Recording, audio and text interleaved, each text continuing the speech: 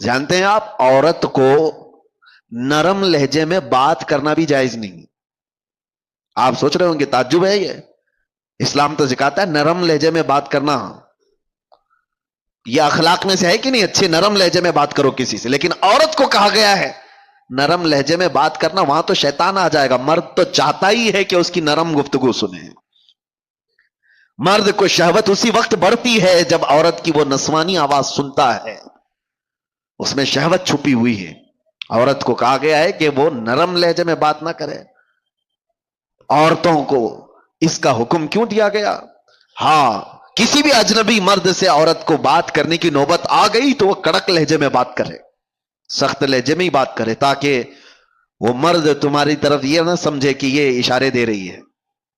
نرم بات کرتے ہوئے مردوں کو تو یہی گمان ہونے لگ جاتا ہے کہ یہ مجھے راستہ دے رہی ہے, اشارہ دے رہی ہے. کڑک لہجے میں عورت بات کرے تاکہ اس کے وہم و گمان میں بھی بات نہ آئے.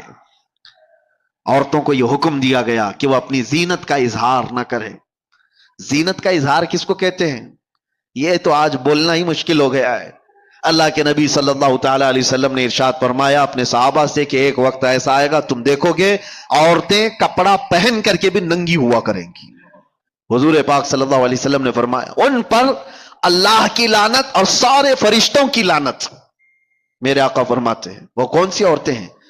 تنگ و تاریک لباس پہننے والی, چست لباس پہننے والی, چپکا ہوا بدن سے جس سے اس کے سارے اعضاء ظاہر ہوتے ہوں ایسا لباس پہننے والی. ان کے تو برقعے ہی کیسے ہو گئے؟ اب وہ تو زینت کے لیے ہو گئے.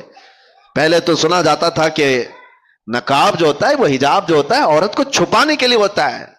اب تو حجاب اور نقاب ساری چیزیں دکھانے کے لیے ہوتی ہیں, اس میں بھی زینت کا اظہار ہے.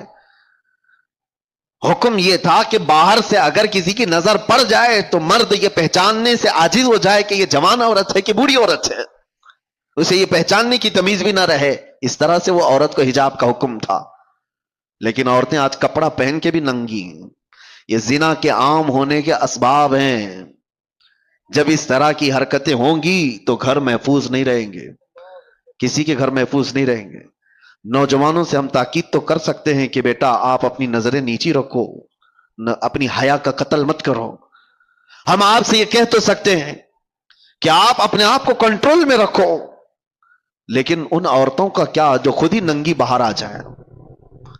ایک نوجوان کہاں تک اپنے آپ کو سنبھالے گا, کہاں تک برداشت کرے گا؟ کیا اس میں ان عورتوں نے بڑا کردار نہیں ادا کیا ہے کہ بے حیائی کو پھیلانے میں, بچوں کے اخلاق کو بگاڑنے میں ان عورتوں کا کردار نہیں ہے؟ بہت بڑا کردار ہے.